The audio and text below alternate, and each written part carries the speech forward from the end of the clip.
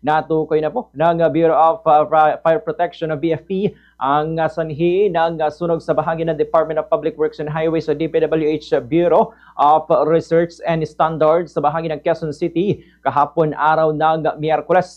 Ayon sa BFP National Capital Region na ang sunog ay dahil sa nangyaring short circuit mula sa kisame ng record section na matatagpuan sa ikatlong palapag ng gusali. Pero nilinaw nila na patuloy pa rin ang malalimang investigasyon ukol sa nasabing insidente. Una kasing sinabi ng DPWH na ang sunog ay mula sa nasunog na computer sa Materials Testing Division. Higit naman ng DPWH na walang nadamay sa mga mahalagang dokumento na konektado sa flood control projects anomalies. Magugunitang nagsimula ang sunog dakong alas 12:30 ng tanghali kung saan itinaas pa ito sa ikatlong alarma o third alarm at napula ng ganap na 1:49 ng hapon.